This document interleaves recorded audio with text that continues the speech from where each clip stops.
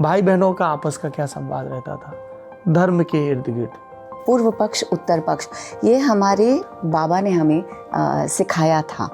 और this is so important because this word is so much abuse now, debate, जिसमें सामने वाला क्या बोल रहा है उसमें सुनने किसी की दिलचस्पी नहीं है। दिलचस्पी है कि सामने वाला जो बोल रहा है उसकी मैं तुरंत काट कर दूं, खिल्ली उड़ा दूं।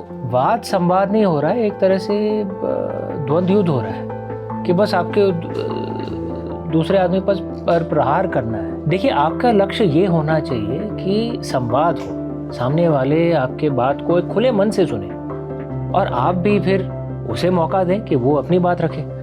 अमीश, आप जो कह रहे हैं वो सुनने में बहुत अच्छा लग रहा है, लेकिन जो एक नेशन स्टेट का मॉडर्न कंसेप्ट है जी, उसमें आपको ये देखना होता है कि law and order, uniformity and religious practices, जी, ये तीनों एक साथ कैसे आए। हमारे भारत देश का जो स्टेट है वो भी 1947 के बाद काफ़ी हद तक अशोकन स्टेट है। शायद हमारे लिए चाणक्यन स्टेट सबसे बेस्ट होगा कि स्टेट कुछ चीज़ें करे और जो भी करे बखूबी करे। मतलब अगर कोई गुनहगार हो जिसने कुछ गुनाह किया है तो 6 महीने के अंदर कोर्ट में उसकी सज़ा हो जानी चाहिए और उसे जेल में पहुंचना चाहिए। ऐसा नहीं कि 30 साल तक चलता रहे। मूर्ति पूजा क्यों, इसकी उपादेयता क्या है? ये इस प्रश्न का उत्तर दिमाग न दे दिल दे तो ज़्यादा इसमें वजन आएगा। हमारा मानना है कि हाँ, देवत्व तो हैं ब्रह्मांड के परे, लेकिन ब्रह्मांड भी देवी है। There is divinity out here as well. तो पृथ्वी भूमि भी देवी है। आप और मैं, हम दोनों के अंदर भी देवत्व है। There is divinity within us. मतलब नमस्ते का मतलब है bow to the divine within you. पर हमारी जो सभ्यता है या जो हमारा धर्म है वो तो इन पंथों के अस्तित्व में आने से भी हजारों वर्ष पूर्व का है। पर मैं वही समझना चाह रहा था कि स्वरूप और स्वरूप की आराधना का विचार कैसे आया? हाँ, तो क्योंकि जो बुनियाद जो है वो इसी पर है कि भाई हर चीज में देवत्व है। बुनियाद तो वही है। क्योंकि देखिए, आपको अपना पथ ढूंढने का हक है। बस पाबंदी वहां तक आती थी अगर आप म्यूचुअल रिस्पेक्ट ना दें। छुटपन में बड़ी बहन भावना और छोटे भाई अमीश के बीच संवाद होता था या मूर थप्पड़ी चलती थी।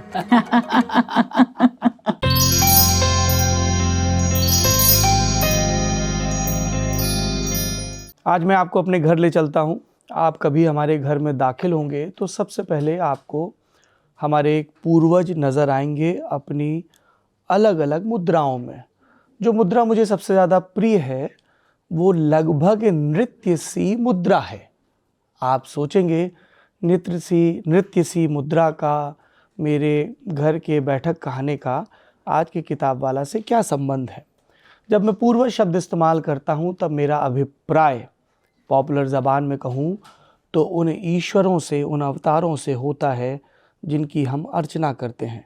पर मुझे अपनी सीमित समझ में ये लगता है कि यदि मैं उनसे निजी रिश्ता कायम ना कर पाऊँ तो राब्ता अधूरा रहता है। जब मैं गणपति की तरफ देखता हूँ तो मुझे लगता है कि जीवन ऐसा ही होना चाहिए। मन भर खाओ, खूब पढ़ो और कुछ करो ना करो, माता पिता की सेवा भरपूर करो। जब मैं कृष्ण की तरफ देखता हूँ तो मुझे लगता है कि एक पूर्वज ऐसा भी हुआ है जिसके पैदा होने की भविष्यवाणी भर से उसके परिवार पर, उसकी माँ पर संकट आ गया, जिसको तमाम जिंदगी लांछन मिले। कुंती ने कहा कि तुम्हारे होते हुए मेरे बेटे वनवास में क्यों गए। द्रौपदी ने कहा कि तुम्हारे साथ सखा होते हुए भी मुझ पर इतने संकट क्यों आए। गांधारी ने भी ऐसे ही इल्ज़ाम धरे कि मेरे वंश का नाश हो गया। और कृष्ण, वो कमोबेश पूरी कथा में मुस्कुराते रहते हैं, योग को साधते रहते हैं, पूर्ण होते रहते हैं। ये सब बड़ी उम्मीद देते हैं, बड़ा हौसला देते हैं। लेकिन तभी किसी एक खिड़की से, क्योंकि हम तो आनो भद्रो कृत्वो यंतु विश्वता वाली जमात के व्यक्ति हैं, एक विचार दाखिल होता है रैशनैलिटी का, जो हमसे ये पूछता है कि अंततः तुमने इनको कब देखा, कैसे देखा, क्यों महसूस किया। ये तुम्हारी अपनी निष्पत्ति है या तुम्हें सिखा पढ़ा दिया गया और तुमने आंख मूंद कर मान लिया। सवाल मूर्ति पूजा पर उठता है और इस सवाल का विस्तार कई जगहों तक जाता है। मसलन आर्य समाज की परंपरा है, मसलन उन धर्मों की परंपरा है जहाँ पे मूर्ति पूजा का निषेध है, और ये निषेध उस कट्टरता तक जाता है कि कोई बामियान में बौद्ध प्रतिमाएं तोड़ देता है, या कोई खिलजी के या और भी ऐसे कई दौरों में चुन चुन कर देव प्रतिमाओं के चेहरों को खंडित कर देता है। तो मूर्ति पूजा क्यों की जाए, इसके निजी और सार्वजनिक अभिप्राय क्या हैं, इन सवालों को टटोलती है हमारी आज की किताब जिसका नाम है आइडल्स। इसे लिखा है अमीश और भावना राय ने। भावना राय इससे पहले धर्म नाम की किताब लिख चुकी हैं जिसमें उनके को ऑथर अमीश थे, और इसमें भी दोनों को ऑथर हैं, यानी इन दोनों लोगों ने मिलकर ये किताब लिखी है। किताब को पब्लिश किया है हार्पर कॉलिंस ने। मेरे हाथ में पेपर बैक कॉपी है जिसकी कीमत 399 रुपये है। मैं उम्मीद करता हूँ कि ई कॉमर्स की साइट्स पर कुछ और सस्ती मिल रही होगी, और ई कॉपी यदि वाकई आपको वृक्षों की इस तरह की चिंता भी है, हालांकि मेरे जैसे परंपरावादी इस तरह कागज़ पर ही पढ़ना पसंद करते हैं, तो वो और भी सस्ती होगी।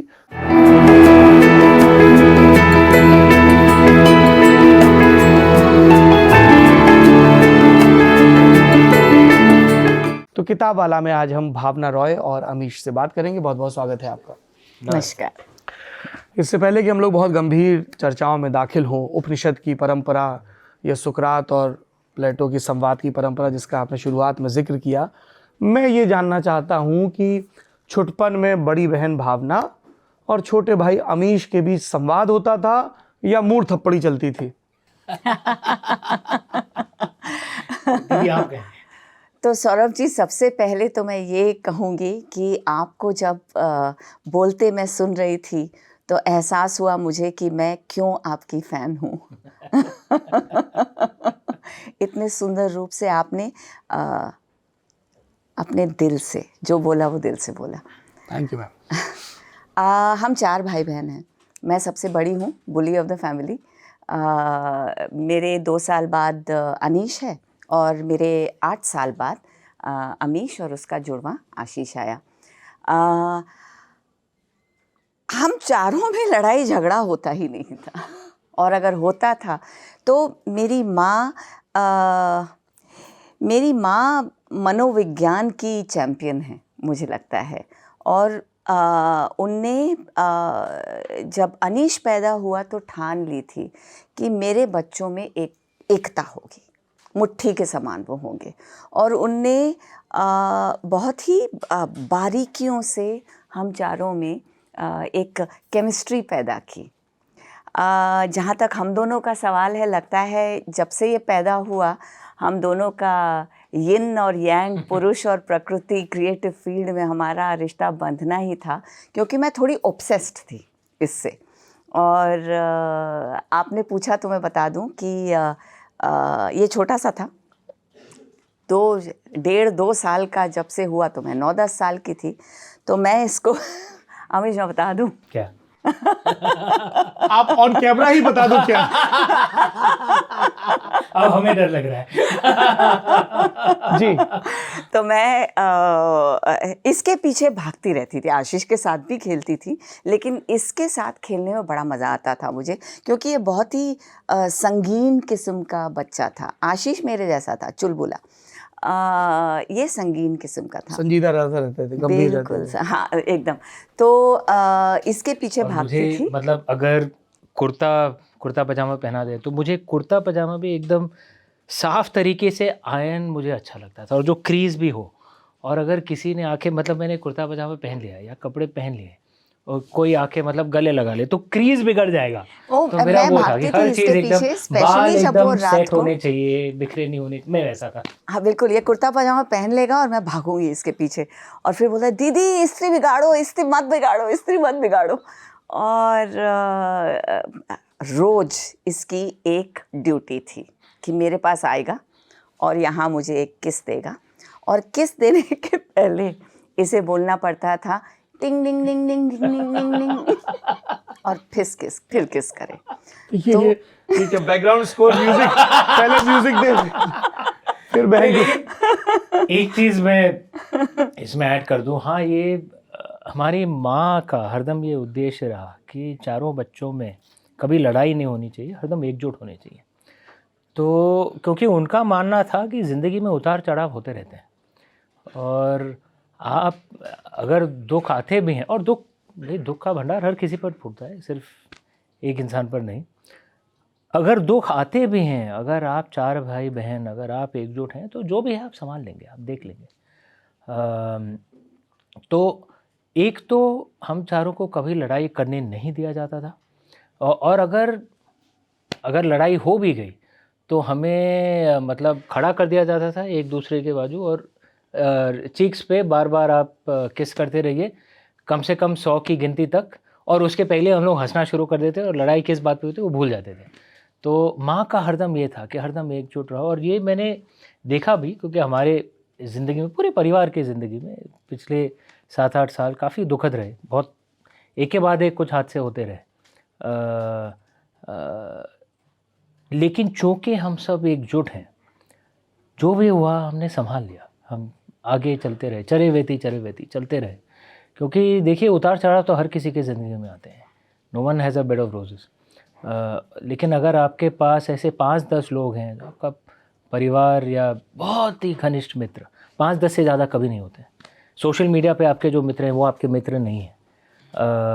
5-10 ऐसे लोग हों, जो भी हो, आप संभाल लेंगे ज़िंदगी का, जो भी मार पड़ी ज़िंदगी की आप संभाल लेंगे। आप लोग जब जवाब दे रहे थे तो मैं किताब के बारे में सोच रहा था, क्योंकि किताब में आपने पुरुष प्रकृति का जिक्र किया, यिंग यांग का, उसकी चर्चा है। किताब में यिंग यांग जो मैंने बताया, उसके अतिरिक्त संवाद, उपनिषद, उस परंपरा की बहुत चर्चा है। और किताब शुरू एक दुख के नोट से होती है ना।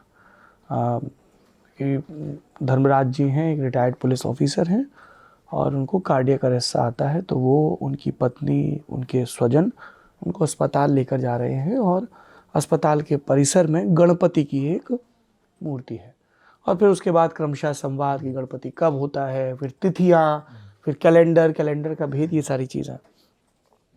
आपके घर में किस तरह का संवाद होता था? Was it like a regular house hold, career, school क्या बदमाशियाँ की, या जो आपने पहले भी, जब हमने आपसे शिवा ट्रिलॉजी पे बात की, शिवत्रयी पे बात की, या रामचंद्र सीरीज़ पे बात की, तब भी जिक्र आया, भाई बहनों का आपस का क्या संवाद रहता था धर्म के इर्द गिर्द? सौरभ जी, हम लोग एक घनिष्ठ पारंपरिक परिवार से हैं।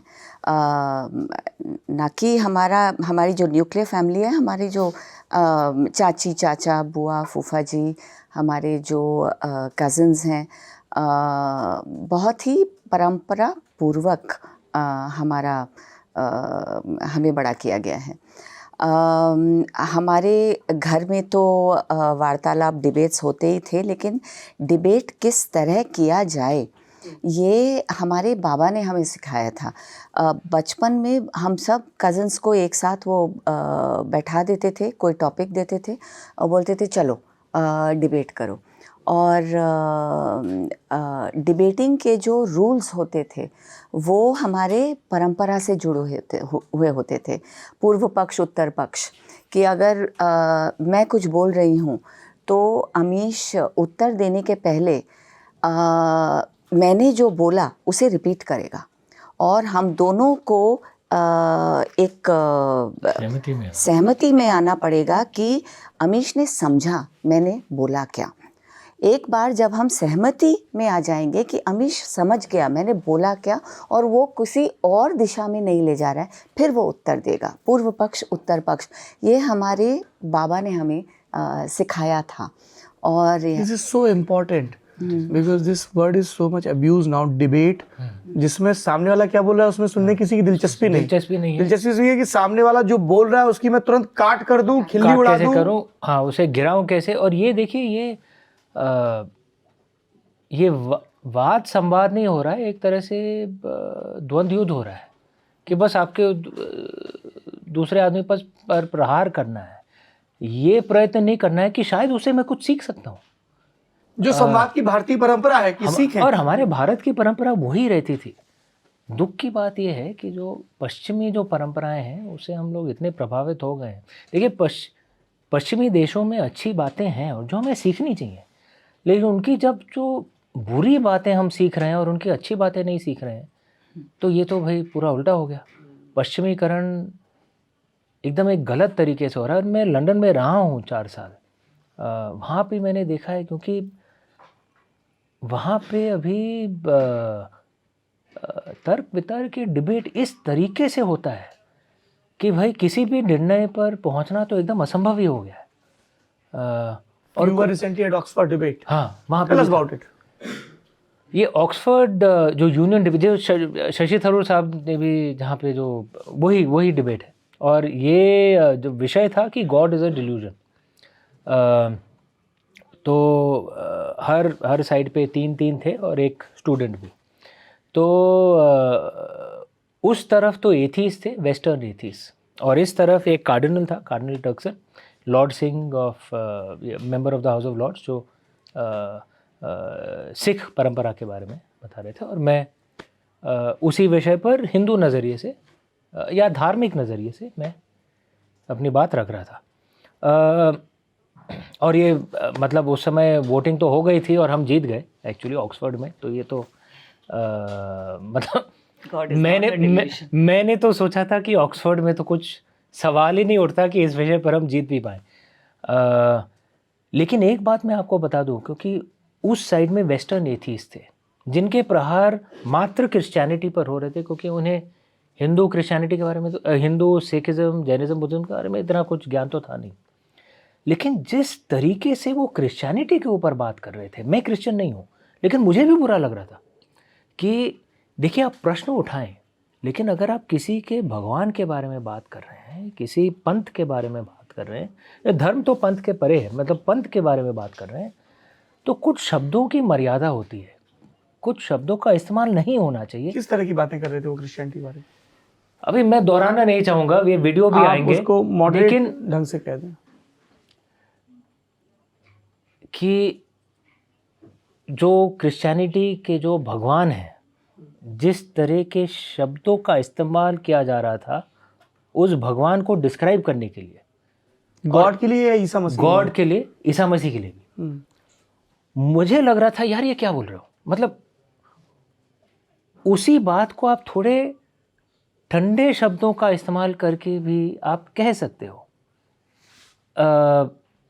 और ये शायद ये जो तरीका है डिबेटिंग का, फिर आप ये प्रयत्न नहीं कर रहे हो कि दूसरा इंसान आपकी बात को समझे, आप ये प्रयत्न कर रहे हो कि उसे किसी तरह उत्तेजित किया जाए। इस्लाम पर भी बात हुई वहाँ पे? हाँ, नहीं, इस्लाम पे इतनी नहीं हुई, सिर्फ तो जो वेस्टर्न एथीस्ट थे ज़्यादा क्रिश्चियनिटी के ऊपर ही बात कर रहे थे ज़्यादातर। और जैसा मैंने कहा, मैं क्रिश्चियन नहीं हूँ, लेकिन मुझे भी बुरा लग रहा था, भाई ऐसे शब्दों का इस्तेमाल नहीं होना चाहिए, क्योंकि अगर कोई ऐसे शब्दों का इस्तेमाल हिंदू धर्म के ऊपर करे तो मुझे तो बुरा लगेगा ही। क्योंकि मैं कहूँगा आप प्रश्न उठाइए, ज़रूर उठाइए। और ये हमारी ये परंपरा रही है। नाट्य शास्त्र में बड़े सुंदर तरीके से कहा गया है, सत्यम ब्रुवात प्रियम ब्रुवात ना ब्रुवात सत्यम अप्रियम। सत्य बोलिए लेकिन प्रेम के साथ बोलिए, और अगर आप प्रेम के साथ नहीं बोल सकते हैं तो असत्य मत बोलिए, लेकिन चुप रहिए। तो क्योंकि देखिए, आपका लक्ष्य ये होना चाहिए कि संवाद हो, सामने वाले आपके बात को एक खुले मन से सुने और आप भी फिर उसे मौका दें कि वो अपनी बात रखे। और ये तभी हो सकता है जब वो जो अंग्रेज़ी शब्द है मैनर्स, एक विनम्र तरीके से पेश आइए, तभी संवाद होगा। और उस ऑक्सफोर्ड यूनियन की डिबेट में वो नहीं था। वो वेस्टर्न एथीस्ट, जैसे मैंने कहा, जिस तरह क्रिश्चियनिटी के बारे में बात कर रहे थे, एटलीस्ट मुझे तो बुरा लगा। They may say you are a believer, that's why you are feeling bad. मैं ये नहीं कह रहा हूँ कि उन्हें प्रश्न नहीं उठाना चाहिए, मैंने वो नहीं कहा। भाषा मैंने कहीं कहा संयत्ता। किस भाषा की, किस शब्दों की आप इस्तेमाल कर रहे हैं। जैसा मैंने कहा, शब्दों की मर्यादा होनी चाहिए। जैसे देखिए, मैं अगर आपके देश, आपके माँ बाप के बारे में, मुझे हक है अगर मैं प्रश्न उठाऊं, लेकिन अगर मैं ऐसे शब्दों का इस्तेमाल करूं जो मुझे ज्ञात है कि अगर मैं ऐसा कहूं तो आप उत्तेजित हो जाएंगे, अपमानजनक, अपमान, तो वो संवाद का फिर आशय नहीं रहा, सीखने तो का, वो लड़ाई हो बताने रही का। है, वो लड़ाई हो रही है, वो संवाद नहीं हो रहा है। तो ये शायद ये पश्चिमी देशों में, मिडिल ईस्टर्न देशों में ऐसा हो गया है। भारत को ये परंपरा आयात नहीं करनी चाहिए। हमारी अपनी परंपरा बहुत अच्छी है संवाद के लिए, उसे शायद सोचें और उसी को पुनः इस्तेमाल करें। शंकर मंडन मिश्र और शारदा से Correct? भारती से और- हारे और भी जज और तो भी जज कौन प्रणाम थे? कर वही रहे हैं। उभय भारती, मतलब मंदन मिश्र की धर्मपत्नी वो जज थी और उन्होंने कहा कि आदि शंकराचार्य जी जीत गए उस डिबेट को। देखिए ये हमारी परंपरा है, लेकिन ये सब हमें अपनी शिक्षा प्रणाली में तो सिखाया नहीं जाता है, तो हम भूल गए किस तरह संवाद किया जाता है। और कहीं ना कहीं टीवी चैनल्स में भी, पब्लिक डिबेट में भी, मैंने लिटफेस्ट में भी देखा है जिस तरह से डिबेटिंग होता है, बस पश्चिमीकरण थोड़ा गलत तरीके से हो रहा है इसमें। इस किताब पर आते हैं। किताब की शुरुआत में एक श्लोक है, आपकी इजाज़त हो तो मैं पढ़ दूं। Of course. शैव वैष्णव शाक्ताश्च बौद्ध जैनादयस्तथा धर्मस्य सन्ति पंथाना लोके लोके च नैक्षाः तेष्वेकतं कमपि वृक्ष्वा मोक्षस्य कारणं चरैवेति दृढ़ं शास्त्रस्य शासनम।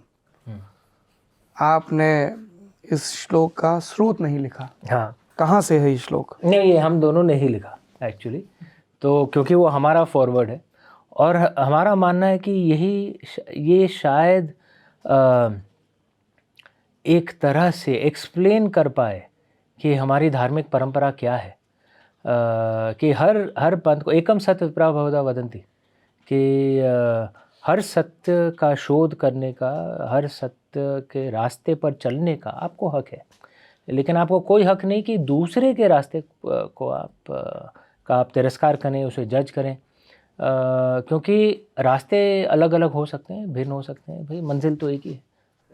अमीश, आप जो कह रहे हैं वो सुनने में बहुत अच्छा लग रहा है, लेकिन जो एक नेशन स्टेट का मॉडर्न कंसेप्ट है जी, उसमें आपको ये देखना होता है कि law and order, uniformity and religious practices, जी, ये तीनों एक साथ कैसे आए। कर्नाटक में हिजाब बैन है ना, it could have been administrative order, पर उसका इंटरप्रिटेशन हुआ कि एक रिलीजन को टारगेट किया जा रहा है एक सरकार के द्वारा। दूसरे राज्य में चलते हैं, केरल, सबरीमाला, आप इसको लेकर बहुत मुखर रहे। एक वर्ग था जो इसकी अपने ढंग से व्याख्या कर रहा था कि ये स्त्री अधिकारों से जुड़ा मामला है। आप यहाँ पे जे साई दीपक आए, उन सब लोगों ने इसको धार्मिक अधिकार, डीटी के अधिकार, इसकी व्याख्या के साथ कहा। हमारे सामने फ्रांस का उदाहरण है जी, ज़्यादा दूर क्या जाए, अभी 48 घंटे पहले ही मुजफ्फरनगर में एक कॉलेज में लड़कियों ने बुर्का पहन के रैंप वॉक किया, तो वहाँ के धार्मिक लीडर्स ने इस पर आपत्ति जताई। जी, तो एक मॉडर्न डे में जी, जहाँ पे बहुत सारी प्रैक्टिसेस हैं जो जब क्वेश्चन में आती हैं, जी, बहुत सारी प्रैक्टिसेस हैं जो रिग्रेसिव लग सकती हैं लोगों को, जी, या बहुत सारी प्रैक्टिसेस हैं जो दूसरों के जीवन यापन में बाधा पहुंचाती सी लगती हैं, करेक्ट, तब तो ये जो बात है ये बहुत अच्छी बात है कि सब अपने अपने पंथ करें, क्योंकि अंततः मोक्ष है। और जो आपने अंतिम पंक्ति लगी कि सबसे जरूरी चीज है कि आपने जो अपना पाथ चुना है उस पर आप वॉक करते रहें। करेक्ट, लेकिन उस पाथ पर चलते चलते कई लोग अपने पंथ में हिंसा की, क्रोध की, अहंकार की और मैं ही सर्वश्रेष्ठ हूँ, इसकी वजहें तलाश लेते हैं। क्रोध का मैंने जिक्र किया, किताब की शुरुआत में ही वो उतरता है, बाइकर को 2 तमाचे मारता है। आगे जाके एक पालक पनीर वाला प्रकरण आता है, चम्मच गिरी, घूरा तो पालक पनीर। तो आप लगातार उस चीज़ को ला रहे हैं, इस पर कैसे रिएक्ट करेंगे? देखिए आपके प्रश्न के एक मतलब मैं 2 पहलुओं पे टिप्पणी करता हूँ। एक तो जहाँ हम स्टेट की बात कर रहे हैं, जो मॉडर्न जो नेशन स्टेट है वो यूरोप में उसकी उत्पन्न हुआ। जी बिल्कुल। Nation state treaties of Westphalia में जो 17वीं और 18वीं शताब्दी में वेरियस ट्रीटीज थी जिन्होंने मॉडर्न नेशन स्टेट को जन्म दिया। मॉडर्न नेशन स्टेट मतलब क्या, कि एक ही स्टेट होगा जिसके पूरे देश के वासी एक ही पंथ को मानेंगे और एक ही भाषा में वार्तालाप करेंगे, एक ही भाषा में एक दूसरे से बातचीत करेंगे, एक ही भाषा में लिखेंगे। ये एक मॉडर्न नेशन स्टेट है। तो यूरोप में जो नेशन स्टेट्स बने इसी आधार पर बने, और कई मॉडर्न ऐसे नेशन स्टेट्स हैं जो इसी आधार पर बने। लेकिन इस विषय पर मैंने एक आर्टिकल भी लिखा था। अगर आप भारत देश और चाइना को देखें और कुछ हद तक दूसरे भी आप कह सकते हैं टर्की, बट वो शायद थोड़ा सा अभी उस रास्ते से अलग हो रहा है।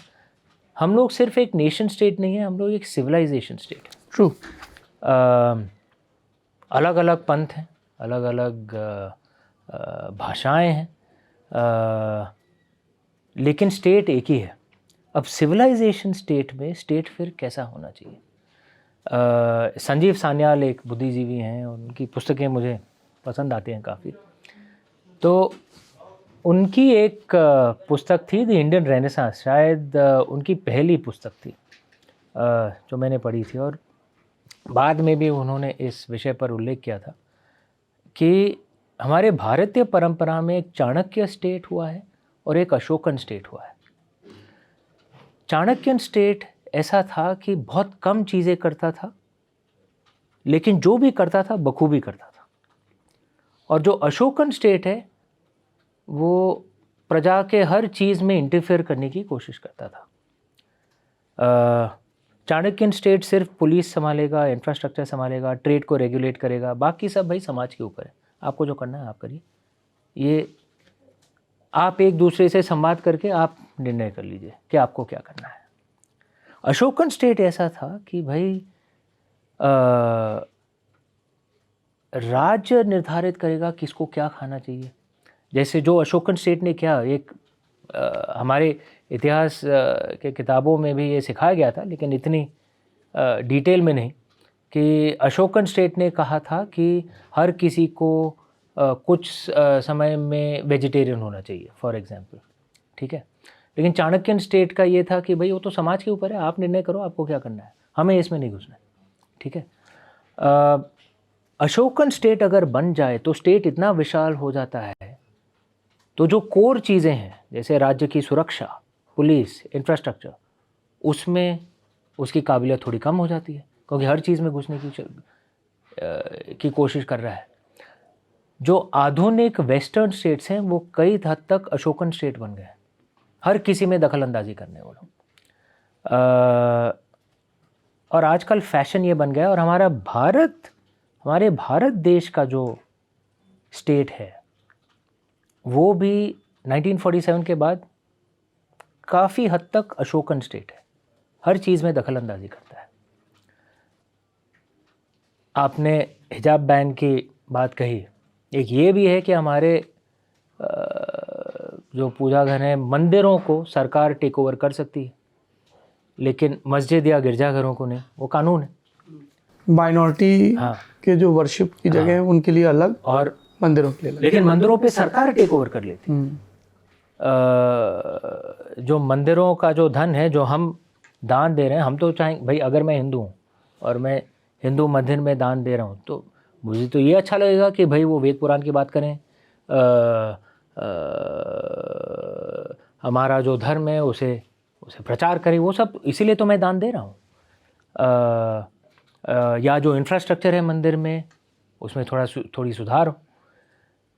लेकिन कई दशकों से सरकार वो मंदिरों का पैसा लेके अपने डेफिसिट, मतलब कई स्टेट गवर्नमेंट्स में ऐसा हो रहा है। ये तो अशोकन स्टेट हो गया, आप क्यों इंटरफेयर कर रहे हो? मेरा मानना है कि शायद क्योंकि हम सिविलाइजेशन स्टेट हैं, शायद हमारे लिए चाणक्यन स्टेट सबसे बेस्ट होगा कि स्टेट कुछ चीज़ें करे और जो भी करे बखूबी करे। मतलब अगर कोई गुनहगार हो जिसने कुछ गुनाह किया है तो 6 महीने के अंदर कोर्ट में उसकी सज़ा हो जानी चाहिए और उसे जेल में पहुंचना चाहिए। ऐसा नहीं कि 30 साल तक चलता रहे जो आजकल हो रहा है। और जो दूसरे चीज़ें हैं उसे समाज पे छोड़ दीजिए। और शायद हमारी परंपरा ये है कि ये एक बेहतर एक तरीका होगा हमारे देश को चलाने का। तो अगर आपको समाज सुधार भी अगर आपको करना है तो आप ये ना करें पश्चिमी तरीके की तरह कि कोई एनजीओ बनाए और जाके सुप्रीम कोर्ट में PIL दर्ज कर दें और उसके द्वारा पूरे देश पर अपना, आपको क्या हक बनता है कि आप पूरे देश पर, क्योंकि आपके कोई बड़े वकील आपके मित्र हैं और मैं कि एक पंथ नहीं कोई भी पंथ पे आप क्यों अपना प्रहार कर रहे हो? अगर आपको कुछ बात अच्छी लगती है आपको क्या हक बनता है कि आप बाकी सब पर उसे फोर्स करें। अगर आपको कुछ सुधार चाहिए तो हमारे भारतीय तरीके की तरह आप काम करिए कि जनता में जाइए, वहाँ पे संवाद करिए, बात विचार करिए और वहाँ पे बदलाव लाने की कोशिश करिए। अगर आदि शंकराचार्य जी को समाज में कुछ सुधार चाहिए था तो सीधे राजा के पास नहीं गए कि सब पे ये अभी पाबंद लगा दो, अगर किसी ने मेरी बात नहीं मानी तो उनको दंड दिया जाएगा। आदि शंकराचार्य जी ने तो ऐसा नहीं किया। आदि शंकराचार्य जी थे, लेकिन वो पूरे देश भर घूमे, भ्रमण किया, संवाद किया, लोगों को कन्विंस किया। वो हमारा तरीका है।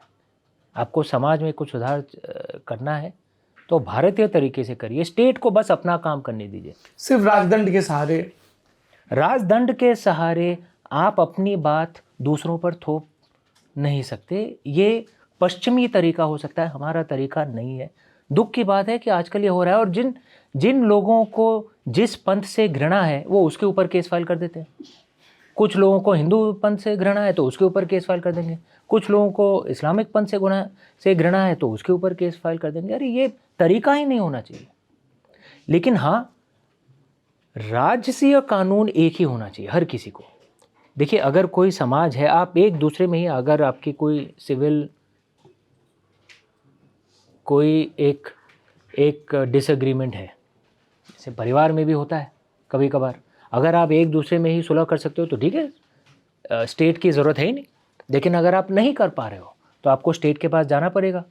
लेकिन स्टेट के पास सिर्फ एक ही कानून होना चाहिए हर किसी के लिए, और वो कानून जितना कम इसकी आलोचना हमेशा ये है कि भारत जैसे देश में, जहाँ आपने कहा कई पंथ हैं, कई विविधताएं हैं, अलग अलग किस्म की मान्यताएं हैं, नागालैंड या मेघालय की जनजातियों की जो मान्यताएं हैं वो गंगा जमुनी मैदान में रहने वालों की मान्यताओं से अलग हैं।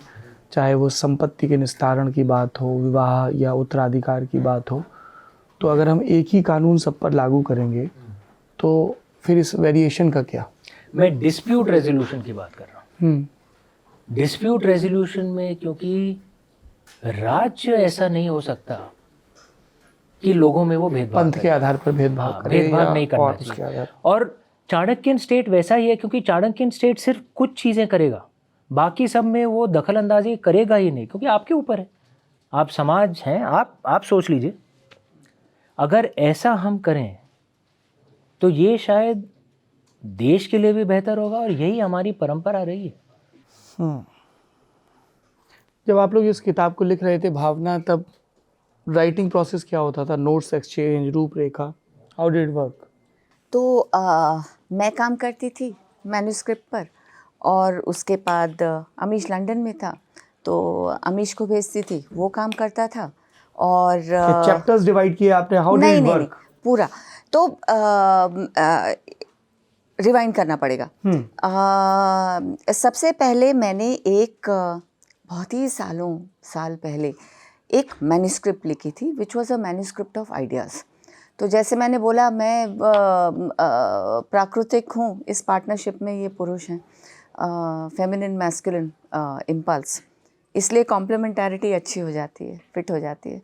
तो वो जो पहली जो मैन्युस्क्रिप्ट थी वो सिर्फ विचारों की मैन्युस्क्रिप्ट थी, जो मैंने बहुत सालों पहले अमीश को भेजी थी। तो अमीश ने मुझे फिर बोला था, ये लंदन जाने के पहले था, तो अमीश ने मुझे फ़ोन करके बोला था कि दीदी ये बहुत ही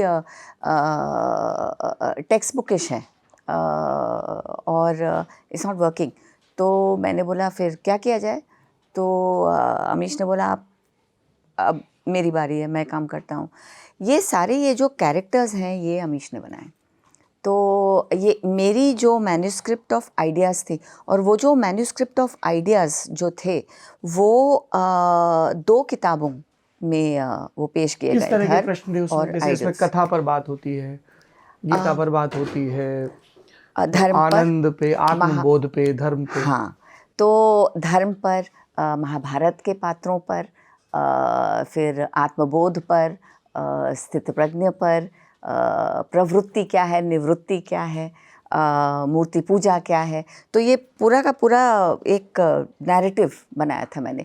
तो वही जो नैरेटिव था, वही शब्द अमीश ने उसे वार्तालाप में परिवर्तन कर दिया उसे। ये सारे कैरेक्टर्स बनाए। फिर इन किरदारों के मुझे नाम की भेजा। जरा कहानी बता दीजिए।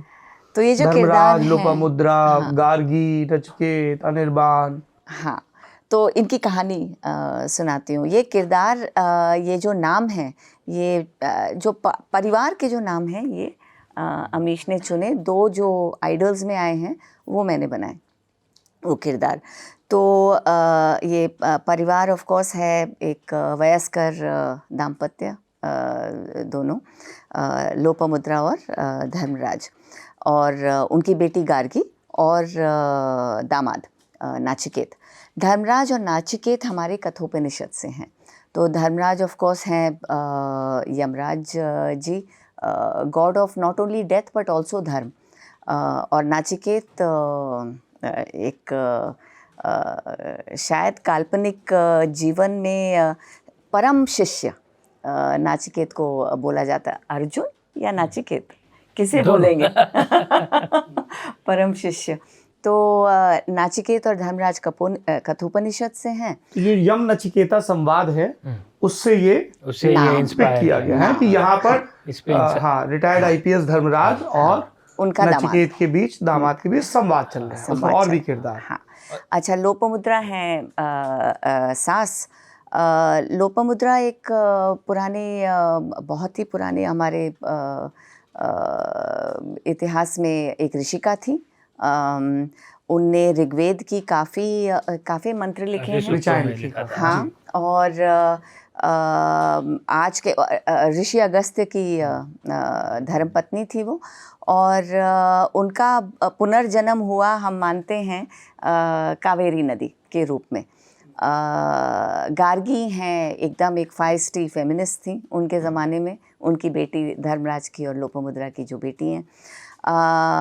उनका सोर्स है बृहदारण्यक उपनिषद में, जहाँ उनने एक भीषण डिबेट किया था ऋषि याज्ञवल्क्य के साथ आत्मन और ब्रह्मन पे। याज्ञवल्क्य और गार्गी का संवाद। हाँ, जी। तो ये हुआ ये परिवार। अनिर्बान का जन्म थोड़ा दिलचस्प है, क्योंकि धर्म तो हो गई थी, अब आइडल्स पर काम कर रहे थे। तो जब मेरे हिसाब से जब मैन्युस्क्रिप्ट रेडी थी तो हमने एडिटर्स के पास भेजा, और मेरा मानना है कि बहुत ही भाग्यशाली वो लेखक होते हैं जिन्हें एक भीषण कड़क एडिटर मिले, क्योंकि एडिटर से हमारी मैन्युस्क्रिप्ट में एक बहुत ही कड़क पुशबैक आया। हर एक विचार पर प्रश्न उठाए ऑलमोस्ट। तो मैं तो घबरा गई, क्योंकि घबरा गई और काफ़ी थोड़ा अपसेट भी हो गई, क्योंकि एक पुस्तक एक लेखिका और लेखक के लिए एक हमारा बच्चा है। तो एडिटर वो दाई है, आपको उसके हाथ सख्त लग रहे हैं बच्चे की मालिश करते हुए, बड़ा ज़रूरी है। हाँ, बड़ा ज़रूरी है, बड़ा ज़रूरी है। हाँ। तो अमीश को मैंने फ़ोन किया, अब इस समय वो लंदन में था। तो अमीश ने बोला, दीदी आप एक काम करिए, एक किरदार पैदा करिए, और ये एडिटर के सारे जो शब्द हैं बिना एडिट किए आप उस कैरेक्टर के शब्द बना दीजिए। तो पैदा हुआ अनिर्बान द स्केप्टिक, और who's questioning everything, almost in a discarding manner। हाँ। और दूसरों से हाँ उसका आंसर दीजिए, जवाब दीजिए। और फिर अमीश ने बोला, फिर आप जवाब लिखिए उन प्रश्नों का जो अनिर्बान पूछ रहा है। एडिटर नहीं पूछ रहा है, अनिर्बान पूछ रहा है। और तो किया, मुझे बड़ा मज़ा आया अनिर्बान के प्रश्नों का उत्तर लिखने में, लिखने में, विचार करने में। उसके बाद अमीश ने बोला कि हाँ, सिर्फ अनिर्बान मैंने पैदा किया है। क्योंकि अमीश ने बोला कि दीदी अनिर्बान रोचक पात्र है बिल्कुल, लेकिन अब अनिर्बान के लिए हमें एक फॉइल बनाना पड़ेगा, कड़क है वो। तो फिर पैदा हुए हमारे डॉक्टर साहब, डॉक्टर आदर्श। इंटरेस्टिंग। तो यक्ष प्रश्न, मूर्ति पूजा क्यों, इसकी उपादेयता क्या है? देखिए, जो मूर्ति विरोधी जो संस्कृतियां हैं, जो सभ्यताएं हैं, जो एब्राहमिक रिलीजन्स जो हैं,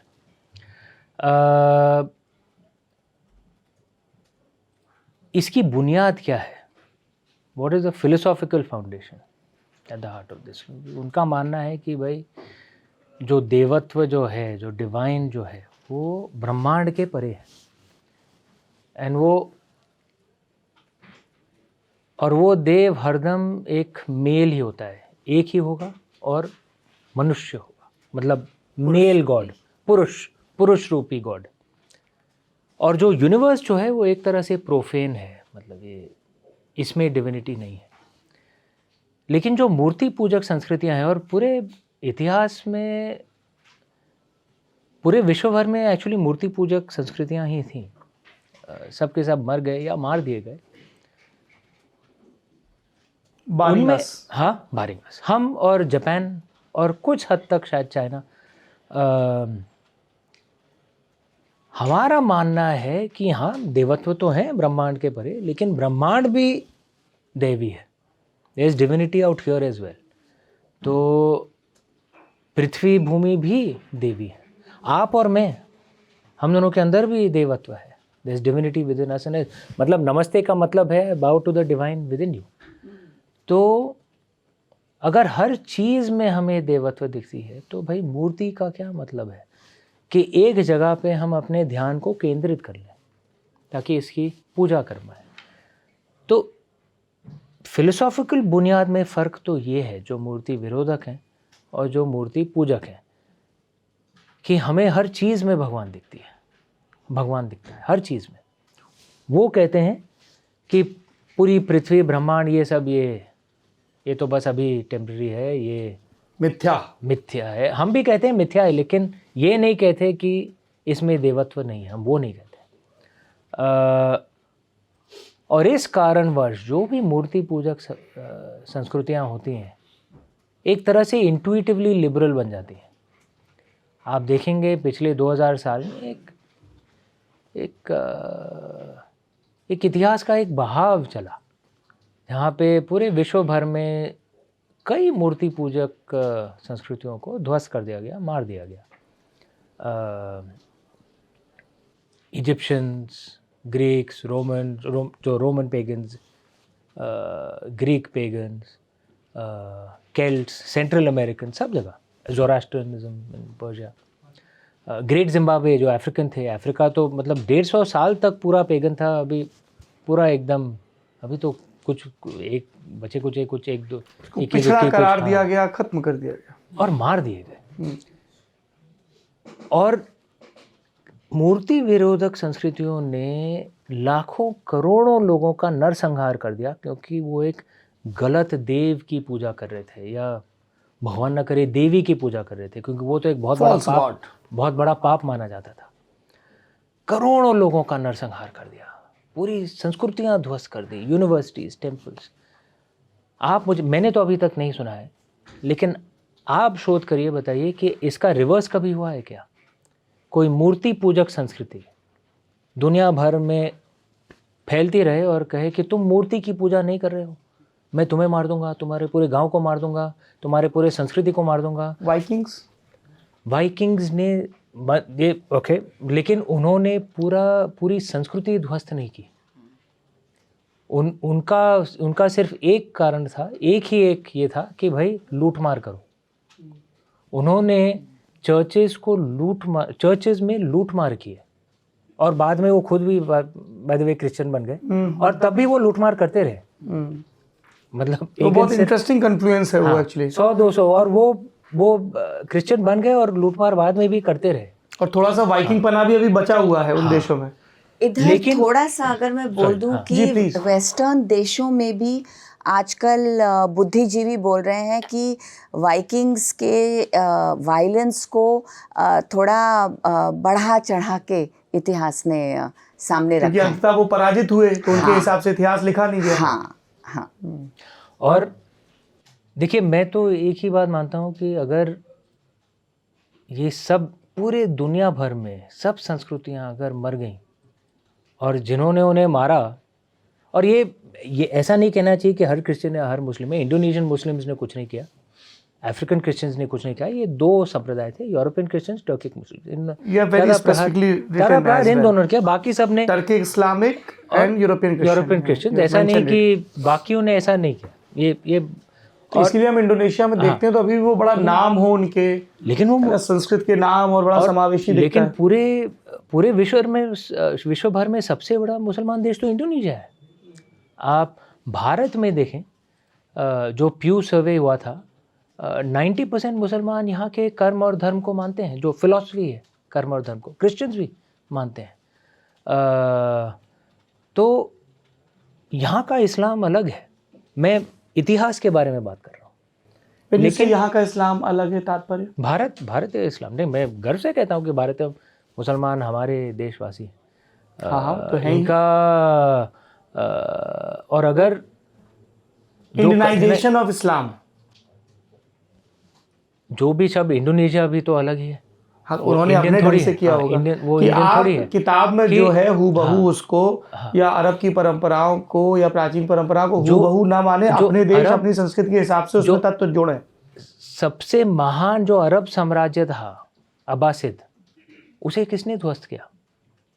ये इतिहास हमें सिखाया नहीं जाता है। जो लोग भारत आए थे वही लोग अरब देश भी गए थे, और वहाँ पे मेरे बहुत अरब मित्र मिले लंदन में, और उन हर किसी के इंसान में अब्बासिद जो साम्राज्य था, आज भी उसका एक तरह से एक ट्रॉमा उनके दिमाग में है कि, और वहाँ पे भी पैलेस ऑफ लर्निंग था बगदाद में अरबों का, वही टर्क्स मंगोल्स उन्होंने ही उसको ध्वस्त किया। तो ये जो फ़लसफ़ा है, इसे समझने की ज़रूरत है कि आपको हक है कहने का कि मैं अपने भगवान की पूजा करूंगा, एकदम हक है, लेकिन ये ना कहें कि अगर कोई दूसरे भगवान की, दूसरे देव देवी की पूजा कर रहा है तो वो गलत है। ये तो क्योंकि यहीं से एक्सट्रीमिज्म, ये तो वो जी। अगर मैं पूर्ण रूप से अमीश ने उत्तर दिया है आपके प्रश्न का, अगर मैं थोड़ा इसमें और हाँ मैं तो सुनने के लिए बैठा हूँ डाल दूँ।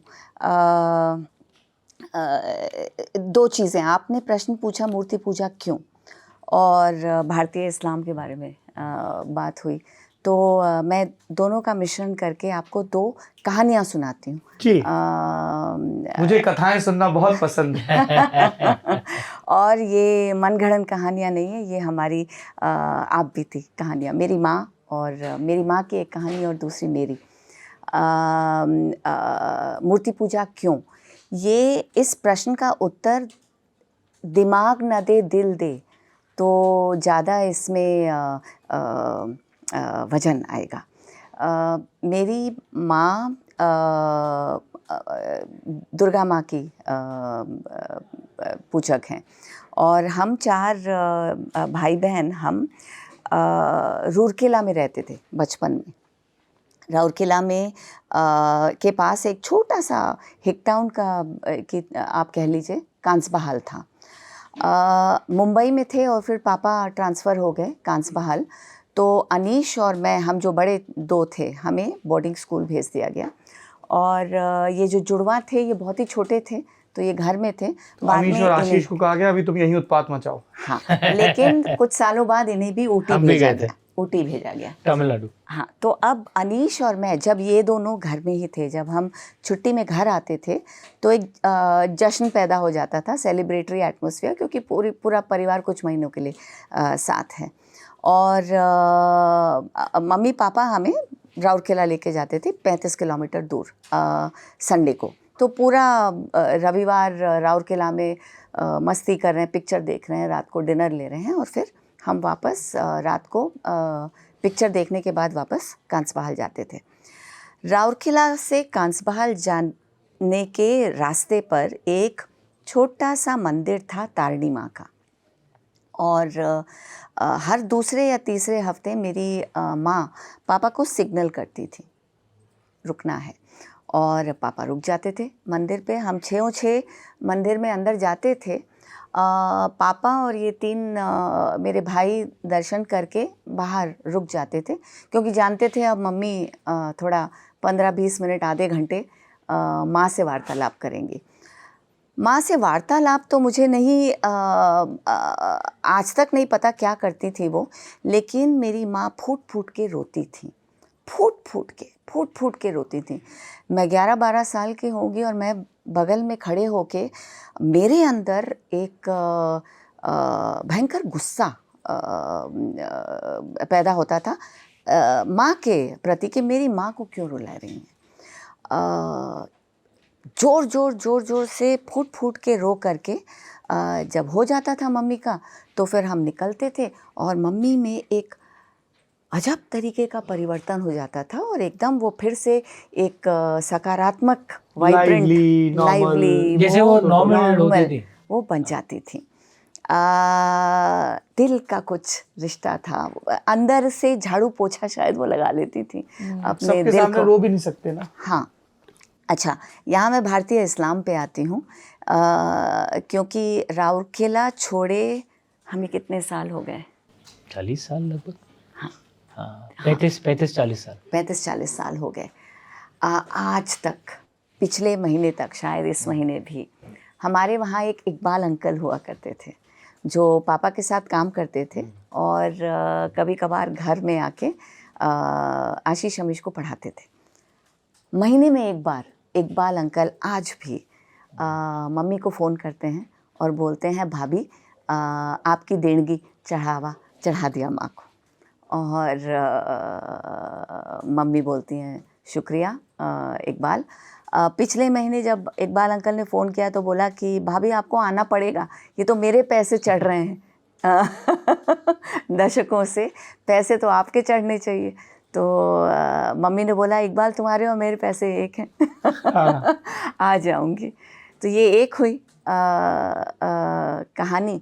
दूसरी, मूर्ति पूजा क्यों? बचपन से हमने इष्ट देवता का वर्णन किया है जी पुस्तक में, इष्ट देवता या इष्ट देवती और देवी, और हम उन्हें नहीं चुनते हैं, वो हमें चुन लेते हैं। जैसे कि हमने पुस्तक में भी लिखा है, it's a little like falling in love. पता नहीं क्यों कोई एक देव या देवी एक्सप्लेन नहीं कर सकते हैं, एक्सप्लेन नहीं कर सकते हैं, हमें खींचते हैं उनकी तरफ। कभी कभार हमारे जो इष्ट देव हैं वो बदल जाते हैं जीवन में। ये भी होता है। हाँ, क्योंकि हम बदल जाते हैं। तो एक इष्ट देवता का काम अब हो गया, शिव तत्व से कृष्ण तत्व पे आ जाते हैं। हाँ तो जैसे अमीश है शिव जी की उपासना करते हैं, मेरी माँ दुर्गा माँ। बचपन में मैं शिव जी की उपासना करती थी, शिव जी की ही उपासना करती थी, और माँ ने कभी मुझे अपनी तरफ खींचा नहीं, कभी भी नहीं खींचा। जबकि शादी के बाद वो हमारी कुलदेवी बन गई, अम्बा माँ, लेकिन कभी खींचा की नहीं। कुलदेवी थी। हाँ जी, तो कभी खींचा नहीं। लेकिन वो 2.5 साल जब मेरे पति बीमार हुए, और वो 2.5 साल जब हम दोनों ने एक बीमारी से नहीं, कैंसर बीमारी के परे है से हमने लड़ा एक साथ, उन 2.5 सालों में माँ ने मुझे खींचा। बार बार मंदिर जाती थी, रोती थी, अपने डर, अपनी डेस्परेशन को मैं माँ पर डाल देती थी और स्वच्छ होके वापस आके अपने युद्ध में जुट जाती थी फिर से। उन 2.5 साल माँ ने मुझे अपनी तरफ खींचा। मेरे पति फिर गए और माँ ने मेरा हाथ फिर से छोड़ दिया। शायद उसी समय में मुझे माँ की ज़रूरत थी और उन्होंने मेरा हाथ पकड़ा, भय का वध करने के लिए। मेरा दिमाग इसे समझने की कोशिश ही नहीं करता, लेकिन दिल जानता है, दिल समझता है कि माँ ने क्यों मेरा हाथ पकड़ा उन 2.5 साल। अब श्री कृष्ण बुलाते हैं तो बस उस तरफ खींचते। तो जैसे जैसे हमारी प्रकृति बदलती है, हमारे इष्ट बदलते हैं। हाँ। ये बताइए कि when you are responding to my query, तो आपने इब्राहिमिक रिलीजन्स से और उनके मूर्ति पूजा विरोधी रवैये से बात शुरू की, पर हमारी जो सभ्यता है या जो हमारा धर्म है वो तो इन पंथों के अस्तित्व में आने से भी हज़ारों वर्ष पूर्व का है और उसमें भी हमें वेरिएशन दिखता है। तो मैं उस संदर्भ में जानना चाहता हूँ कि मूर्ति का विचार कैसे आया, उसके आगत की वजहें क्या थी? क्योंकि जब ऋषि या ऋषिकाएँ ऋचाएँ रच रहे थे तब तो हम प्रकृति की उपासना कर रहे थे, आप सही कह रहे हैं। अपनी कृतज्ञता ज्ञापित कर रहे थे, कर्मकांड भी थे, मूर्ति नहीं थी। हाँ, तो ये देखिए, एक बात मैं क्लैरिफाई कर दूं कि हमारे जो फिलोसॉफिकल स्कूल्स थे इसमें कई थे जो आस्तिक थे और कई थे जो नास्तिक थे। सांख्य, मीमांसा, चारवाक, ये तो भगवान में विश्वास नहीं करते थे, लेकिन वो भी हिंदू और ही कोई थे। उनको इस वजह से डंडे लेके दौड़ाता भी नहीं था। नहीं, क्योंकि देखिए आपको अपना पथ ढूंढने का हक है, बस पाबंदी वहाँ तक आती थी अगर आप म्यूचुअल रिस्पेक्ट ना दें। कोई आपको अपने रास्ते चलने का हक दे रहा है और फिर आप दूसरों के रास्ते पर अगर बाधा डालें, वो गलत बात है। म्यूचुअल रिस्पेक्ट होना चाहिए। मेड़ नहीं काटनी है, खेत नहीं कब्जाना है। तो म्यूचुअल रिस्पेक्ट होना चाहिए थी अगर आपको। और यहाँ पे तो धार्मिक रिलीजन्स में ऐसे कई एक फलसफे हैं जो मूर्तियों की पूजा नहीं करते। जैन और बौद्ध धर्मों में जो हीनायाना बुद्धिज़्म है उसमें तो मूर्ति की, महायाना में होती है लेकिन हीनायाना में तो मूर्ति पूजा नहीं होती। जैन पंथ में भी कुछ स्कूल्स में मूर्ति पूजा नहीं होती, लेकिन उनमें से कोई ये नहीं, या सिख में भी, लेकिन उनमें से ये नहीं कहता है कि अगर तुम मूर्ति पूजा कर रहे हो तो तुम गलत हो और तुम्हें मेरे रास्ते पे आना ही पड़ेगा। ये नहीं होता है। तो ये म्यूचुअल रिस्पेक्ट बहुत इंपॉर्टेंट है और ये इंडियन इस्लाम, इंडियन क्रिश्चियनिटी भी वैसे ही है भारत में। तो ये एक बात होगी। दूसरी बात देखिए, ये मूर्ति पूजा कहाँ से आई, इसके ऊपर एक्चुअली शोध और रिसर्च की ज़रूरत है। क्योंकि आप सही कह रहे हैं, वैदिक ज़माने में ज़्यादा तो नेचर की उपासना होती थी। कुछ लोग कहते हैं शायद मूर्ति पूजा ग्रीक इन्फ्लुएंस से आई, कुछ लोग कहते हैं, लेकिन इसके ऊपर शोध की ज़रूरत है। मैं तो स्कॉलर हूँ नहीं, मैं तो सिर्फ एक पब्लिक इंटेलेक्चुअल हूँ या लेखक हूँ या कथाकार हूँ, तो जो स्कॉलर्स लिखते हैं उसी को मैं समझ सकता हूँ। लेकिन हाँ, मूर्ति पूजा पौराणिक समय में आई, वैदिक समय में नेचर पूजा ज़्यादा होती थी। लेकिन देखिए, जो सफ़र है, जो फ़लसफ़े का जो सफ़र है, ये नेचर पूजा और मूर्ति पूजा में ये ज़्यादा फ़र्क नहीं है। एक द्वैध तो नहीं है, हाँ, एक कंटिन्यूटी है। पर मैं वही समझना चाह रहा था कि स्वरूप और स्वरूप की आराधना का विचार कैसे आया? हाँ, तो क्योंकि जो बुनियाद जो है वो इसी पर है कि भाई हर चीज़ में देवत्व है, बुनियाद तो वही है। क्योंकि अगर आप बोध गया पेड़ की अगर आप उपासना कर रहे हैं तो आप उसमें भी आपको देवत्व उसमें दिख रहा है। उसकी एक पत्ती ले जाके अपने घर पे रख रहे हैं और उसकी तरफ देख रहे हैं। और अगर आप मूर्ति कर रहे हैं, रिमाइंडर अमीश, एक तरह से मैं आपको एक व्यक्तिगत चीज़ बताता हूँ। आई एम नॉट श्योर कि वेदर मुझे I should say it on camera और नॉट, बट हियर आई गो। मैं जब अपने घर से निकलता हूँ, ये मंच आपका है, बाद में आप एडिट करा लीजिए। अगर नहीं, ललन टॉप में हम बचते हैं इससे। मजा करो। इतनी ईमानदारी तो रहनी चाहिए। हाँ, तो मेरे घर में कृष्ण की एक बड़ी सी मूर्ति है। मुझे कृष्ण तत्व बहुत लुभाता है, बहुत ज़्यादा।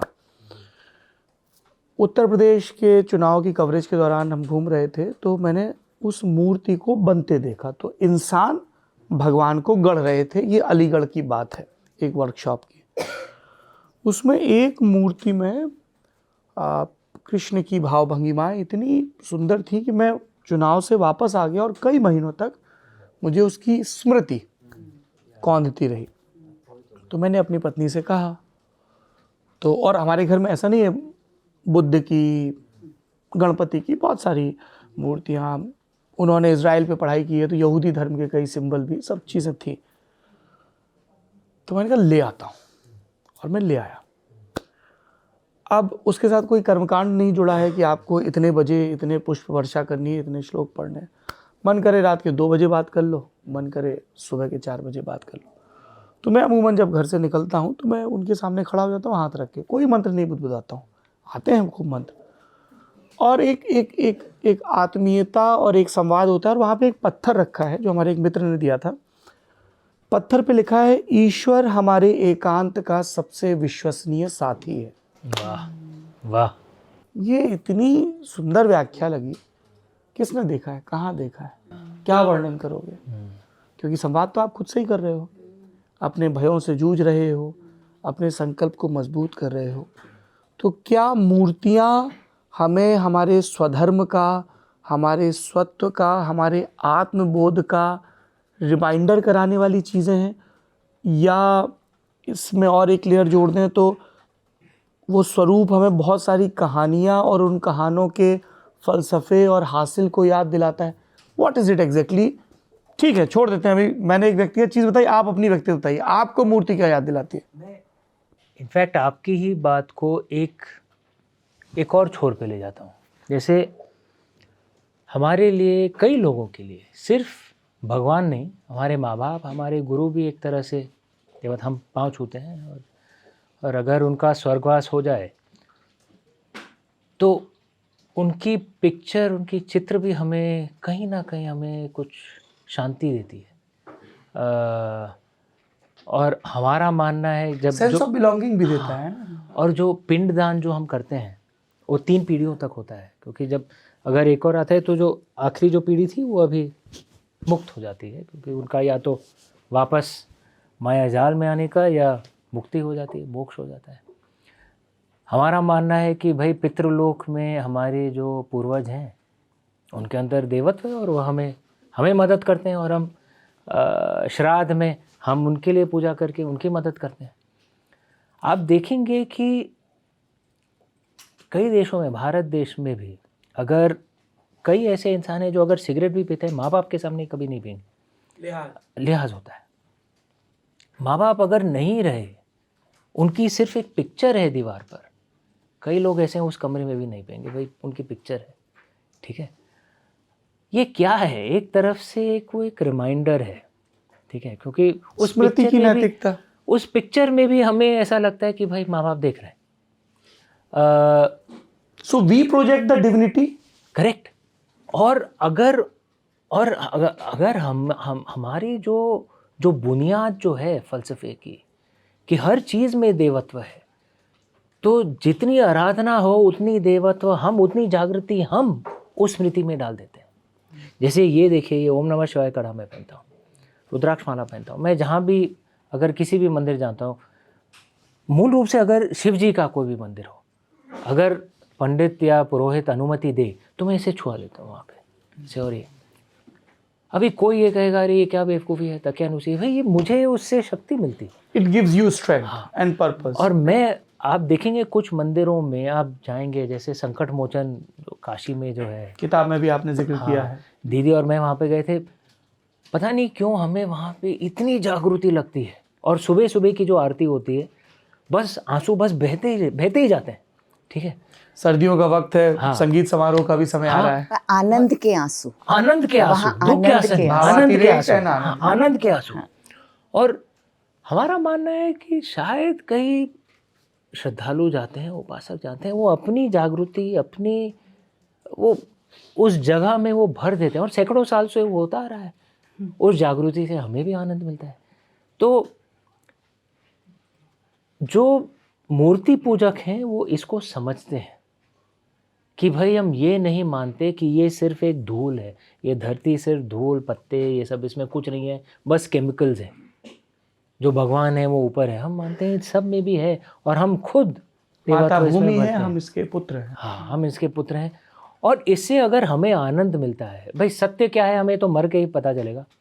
शायद एथीस्ट सही है, शायद हम सिर्फ केमिकल्स हैं, क्या मालूम, मर के ही पता चलेगा हमें। लेकिन अगर इससे हमें कुछ शांति मिलती है, जीते जिए जिसका सत्य जिसकी जैसी मदद करे, कठिन जिंदगी में आगे बढ़ने की शक्ति मिलती है, तो ये तो अच्छी बात है। और इससे कैसा समाज पैदा होता है, अगर ऐसा समाज, हाँ, न्याय आधारित, करेक्ट, क्योंकि अगर ऐसा समाज हो जिसमें मुझे हर किसी इंसान में देवत्व दिख रहा है, तो इंट्यूटिवली थोड़ा उदारवाद होगा, लिबरल होगा, करुणा होगी उस समाज में। लेकिन अगर मैं मानता हूँ कि वो जो कर रहा है गलत है, उसे मेरे रास्ते, तो अब भाई उस समाज में हिंसा ज़्यादा होगी। उसमें मैंने 45 साल भारत देश में बिताए, कभी मैंने आंखों देखी एक मगिंग मैंने कभी नहीं देखी। यूके में मैं सिर्फ 4 साल था, 2 बार मैंने खुद ये मगिंग देखी मैंने। और मेफेयर जो पूरे विश्व भर का सबसे एलिट इलाकों में से, वहाँ पे एक बार मैंने देखा मगिंग। तो पर कैपिटा बेसिस पे भारत में हिंसा बहुत कम है, और इस कारण नहीं कि हमारा कोर्ट सिस्टम या पुलिस बहुत एफिशिएंट है। हम जानते हैं भाई वहाँ पे कठिनाइयाँ हैं, क्योंकि एक्चुअली हमारे समाज में ही इतनी चीटिंग होती है। समुदाय के स्तर पर धैर्य धराता है धर्म। हाँ, चीटिंग होती है, मैं मानता हूँ, लेकिन हिंसा इतनी नहीं होती। क्यों? शायद फलसफे के कारण। Your closing argument. If I borrow the Oxford argument.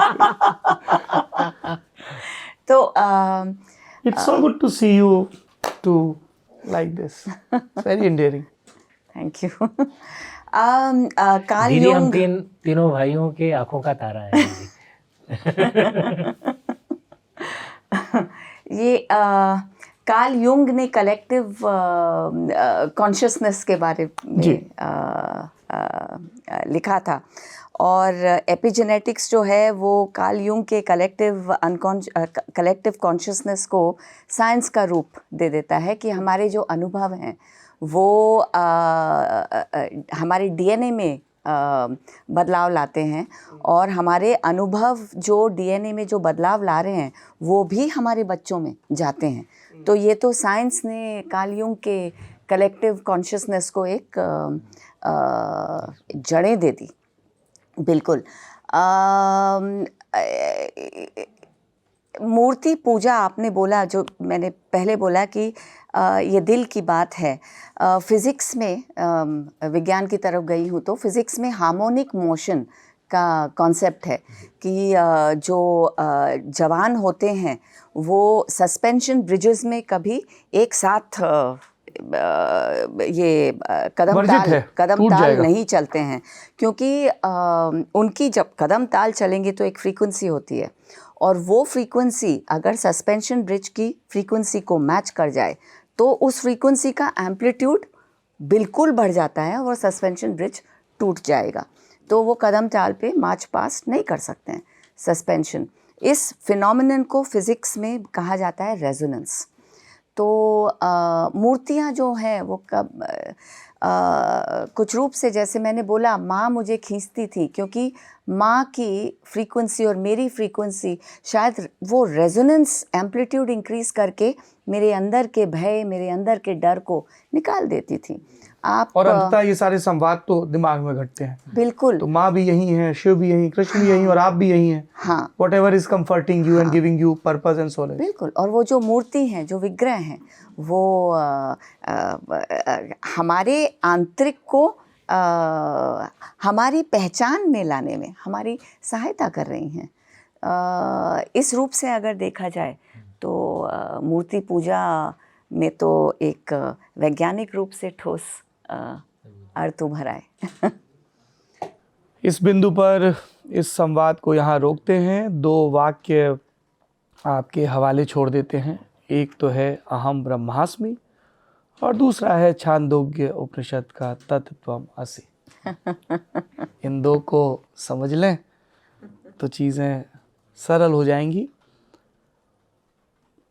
धर्म, आपका धर्म, स्वधर्म, यदि आपको आनंद की तरफ नहीं ले जा रहा है, मुस्कुराना नहीं सिखा रहा है, आपके भीतर करुणा पैदा नहीं कर रहा है, तो मुझे संशय है। संशय बने रहना चाहिए, क्योंकि इसी से कई दफ़ा उत्सुकता और कौतूहल उपजता है, और उसी के सहारे, उसी रस्सी को पकड़कर हम मानव इतिहास में इस पड़ाव तक आए हैं। आप दोनों ने अपना ज्ञान हमसे साझा किया, बहुत बहुत शुक्रिया, धन्यवाद। धन्यवाद। आप देखते रहिए किताब वाला।